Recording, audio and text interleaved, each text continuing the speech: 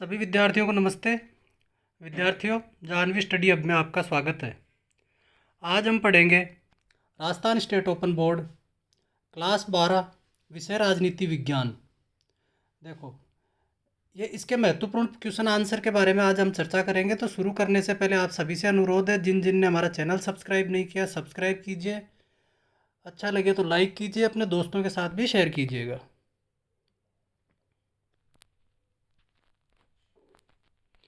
तो देखो, प्रश्न नंबर 1, राजनीति विज्ञान क्या है?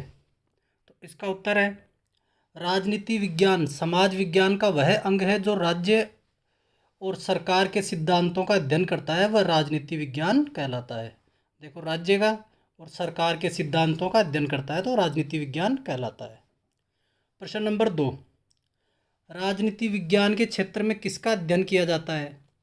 तो इसका उत्तर है, राजनीति विज्ञान के क्षेत्र में राज्य और राजनीतिक व्यवस्था, सरकार शक्ति, मानव और उसका राजनीतिक व्यवहार तथा राजनीतिक समस्याओं का अध्ययन किया जाता है।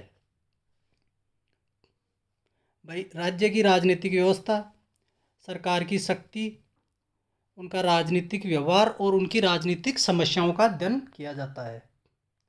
प्रश्न नंबर 3, गवर्नर ने राजनीति विज्ञान की परिभाषा क्या दी है? तो इसका उत्तर है, राजनीति का प्रारंभ और अंत राज्य के साथ होता है। गवर्नर ने राजनीतिक विज्ञान की परिभाषा दी कि उसका स्टार्ट भी राज्य के साथ होगा तो उसका अंत भी राज्य के साथ होगा। प्रश्न नंबर 4, राजनीति शब्द की उत्पत्ति किस भाषा के शब्द से हुई तथा उसका क्या अर्थ है? तो देखो, राजनीति शब्द ग्रीक भाषा के पोलिस शब्द से उत्पन्न हुआ जिसका अर्थ नगर या राज्य होता है। प्रश्न नंबर 5, राज्य शब्द का पहली बार प्रयोग किसने किया? तो इसका उत्तर है, इटली के राजनीतिज्ञ मैकियावेली ने। प्रश्न नंबर 6, बाजार शब्द का क्या आशय है? देखो, इसका आप सब लोग जानते हो कि बाजार का क्या अर्थ होता है, तो सिंपल भाषा में ऐसे समझ लीजिए, वस्तुओं एवं सेवाओं के खरीदने तथा बेचने के स्थान को बाजार कहा जाता है। ये मांग और पूर्ति के आधार पर चलाया जाता है। तो मांग और पूर्ति आप समझते होंगे। भाई, मांग कहते हैं भाई किस चीज़ की डिमांड हो रही है, मांग और उसकी आपूर्ति करना, तो उसके अनुसार बाजार चलता है। प्रश्न नंबर 7, जॉन लॉक के अनुसार प्राकृतिक अधिकार कौन कौन से हैं? तो इसका उत्तर है, 1 जीवन का अधिकार, 2 स्वतंत्रता का अधिकार, 3 संपत्ति का अधिकार। प्रश्न नंबर 8, शक्ति शब्द से क्या अभिप्राय है? तो इसका उत्तर है, शक्ति एक व्यक्ति की उस क्षमता से है जो दूसरे व्यक्तियों की क्रियाएं एवं आचार व्यवहारों को प्रभावित करता है, शक्ति कहा जाता है। प्रश्न नंबर 9, कानून के समक्ष समानता का अर्थ है? तो इसका उत्तर है, सभी को समान समझना तथा विशेष अधिकार का नहीं होना, ये कानून के समक्ष समानता का अर्थ है। भाई, कानून की नज़र में सब लोग एक समान है, कोई किसी के पास विशेष अधिकार नहीं है, तो उसे हम समानता का अधिकार करते हैं कि सब लोग एक समान हैं। प्रश्न नंबर 10, राजनीतिक अधिकारों से क्या अभिप्राय है? तो इसका उत्तर है, राजनीतिक अधिकारों का अभिप्राय है मत देने का अधिकार एवं चुनाव लड़ने का अधिकार। भाई, आप अपना मत देने का अधिकार भी और आपको चुनाव लड़ने का अधिकार भी है। नागरिकों का प्राथमिक कर्तव्य क्या है? तो इसका उत्तर है, वे सरकार को कर अदा करें। नागरिकों का प्राथमिक कर्तव्य है, कर अदा करना मतलब टैक्स पे करना, कि अपना कर अदा करें, ये नागरिकों का प्राथमिक कर्तव्य है।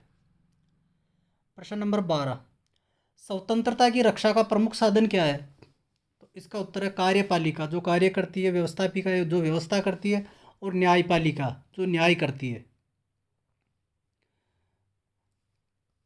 तो इन तीनों के बीच में शक्ति का विभाजन ही स्वतंत्रता की रक्षा का प्रमुख साधन है। देखो, कार्यपालिका कार्य करने वाली जो सरकार होती है, व्यवस्थापिका जो व्यवस्था करती है, न्यायपालिका न्याय जो न्याय करती है, जैसे कोर्ट हुआ, पुलिस हुई, ये न्यायपालिका के अधीन आते हैं।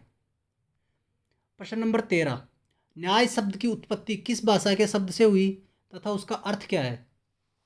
देखो, न्याय जस्टिस शब्द लैटिन भाषा के जस्ट शब्द से उत्पन्न हुआ जिसका अर्थ है बंधन, बंधन होता है। प्रश्न नंबर 14, वितरक न्याय से आप क्या आशय है तथा इसके कितने पक्ष होते हैं? तो देखो इसका उत्तर है वितरक न्याय का अर्थ समाज के प्रतिष्ठित पदों एवं आय का सही वितरण। इसके दो पक्ष होते हैं, योग्यता तथा समानता एवं आवश्यकता। प्रश्न नंबर 15, स्वतंत्रता और समानता को असंगत मानने वाले विद्वान कौन कौन हैं? तो इसका उत्तर है लॉर्ड एक्टन, एलेक्सिस डी टॉकवेली। प्रश्न नंबर 16, सत्ता किसे कहते हैं? देखो इसका उत्तर है दूसरों को नियंत्रित करने की योग्यता को सत्ता कहा जाता है। यह वह क्षमता है जो दूसरे से अपनी इच्छा अनुसार कार्य करती है। न्याय के महत्वपूर्ण स्तंभ क्या हैं? तो इसका उत्तर है स्वतंत्रता और समानता न्याय के महत्वपूर्ण स्तंभ हैं। प्रश्न नंबर 18, सरकार किसे कहते हैं? तो इसका उत्तर है वह संस्था जो नियमों और आचार विचारों को लागू करके उनका पालन निश्चित करती है, वह सरकार कहलाती है। भाई वह सरकार वह संस्था है जो नियम, जो कानून होते हैं उनके आचार विचारों को लागू करना और उनका पालन निश्चित करती है, यानी उनसे पालना करवाना, वह सरकार कहलाती है। प्रश्न नंबर 19, राज्य तथा सरकार के बीच कोई दो अंतर बताइए। देखिए उसका उत्तर है राज्य एक अमूर्त संस्था है जबकि सरकार मूर्त रूप में है। राज्य एक स्थायी संस्था है जबकि सरकार अस्थायी होती है, यानी सरकार आज कोई दूसरी सरकार है तो कल वो दूसरी होती है, पर राज्य एक स्थायी है, वो हमेशा रहता है। प्रश्न नंबर 20, राष्ट्रीय मानवाधिकार आयोग क्या है? देखो 1993 में गठित राष्ट्रीय मानवाधिकार आयोग प्रत्येक व्यक्ति के मूल मानवाधिकारों की रक्षा करता है तथा मानवाधिकारों के उल्लंघन से जुड़ी शिकायत की जांच पड़ताल भी करता है। भाई आदमी के जो मानव के अधिकार होते हैं उनकी रक्षा करता है तथा उनसे जुड़ी शिकायतों की जांच पड़ताल भी करता है। देखो प्रश्न नंबर 21, विदेश नीति से आपका क्या तात्पर्य है? देखो इसका उत्तर है विदेश नीति से तात्पर्य उस नीति से है जो एक राष्ट्र द्वारा अन्य राष्ट्रों के प्रति अपनाई जाती है। किसी भी स्वतंत्र देश संसार के अन्य देशों से अलग नहीं रह सकता। अपनी राजनीतिक, आर्थिक, सांस्कृतिक ज़रूरतों को पूरा करने के लिए दूसरों देशों के साथ संबंध स्थापित करने के लिए वह जिन नीतियों का प्रयोग करता है उन नीतियों को उस देश की विदेश नीति कहते हैं। देखो इसका आप सिंपल भाषा में ऐसे समझोगे कि जो भी स्वतंत्र राष्ट्र हैं, एक देश है, वो दूसरे देशों से अलग नहीं रह सकता, क्योंकि अब देखो अभी आपको किसी दूसरे देश की कोई चीज़ इंपोर्ट करनी होती है, एक्सपोर्ट करनी होती है, यानी या तो वहाँ भेजना होता है या वहाँ से कोई चीज़ आपको ज़रूरत होती है, तो वो संबंध आपको स्थापित करने पड़ते हैं, उसे विदेश नीति कहते हैं। और देखो एक क्वेश्चन आपसे ये भी पूछ सकता है कि वर्तमान में हमारे विदेश मंत्री का नाम बताइए, तो वर्तमान में हमारे विदेश मंत्री है डॉक्टर एस जयशंकर।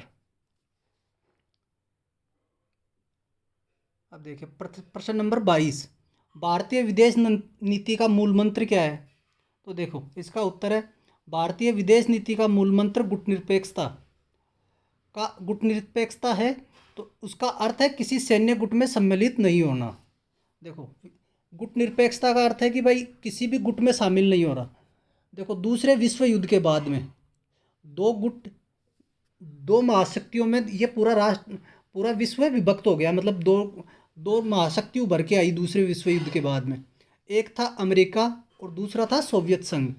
सोवियत संघ से हम ऐसे मान सकते हैं कि जैसे आज के टाइम में जो रसिया है वो सोवियत संघ का हिस्सा था, फिर वो सोवियत संघ का विघटन हुआ, वो कई देशों के अंदर वो टूट गया, जैसे यूक्रेन है, बेलारूस है, तुर्कमेनिस्तान है, कजाकिस्तान है, ये बहुत से देशों के अंदर टूट गया, इसके टुकड़े हो गए सोवियत संघ के।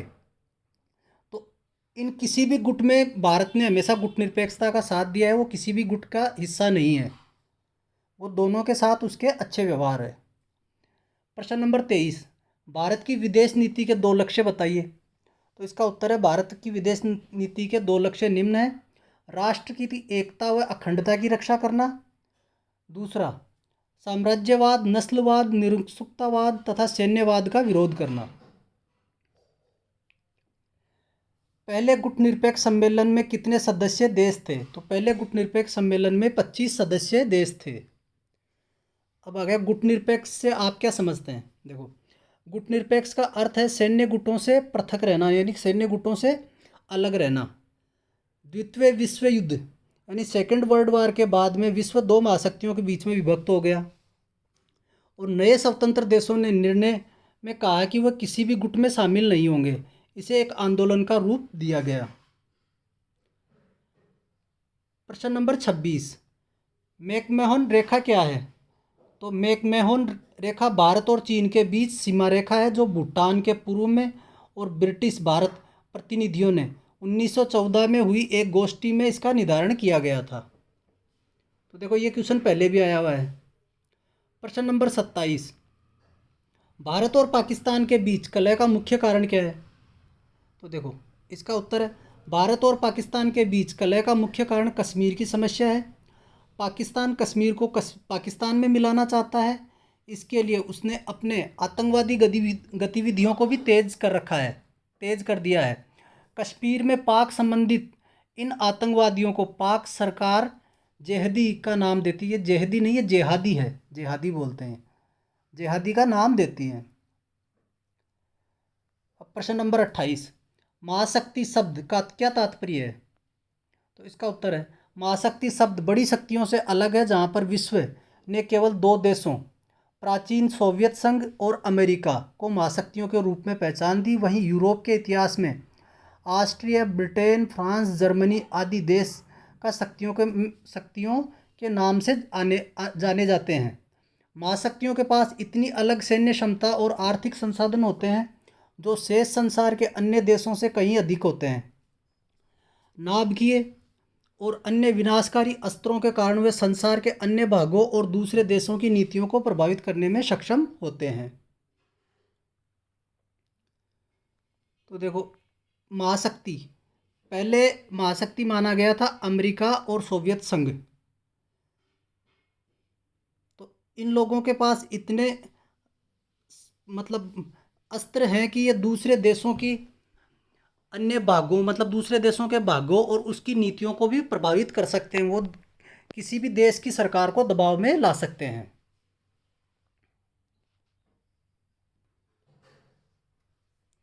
देखो, प्रश्न नंबर 29, स्वनिर्धारण के अधिकार का क्या उद्देश्य है?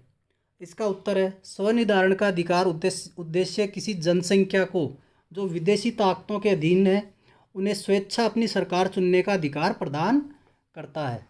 देखो, ऐसी जनसंख्या जो विदेशी ताकतों है, यह ताकत है विदेशी ताकतों के अधीन है, उन्हें स्वेच्छा अपनी इच्छा से, स्वेच्छा का मतलब अपनी इच्छा से सरकार चुनने का अधिकार प्रदान करता है।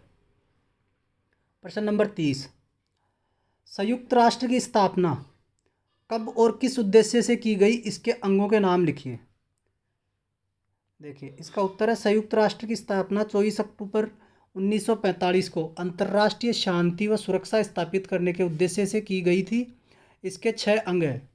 देखो, फर्स्ट है महासभा, दूसरा सुरक्षा परिषद, तीसरा न्याय परिषद,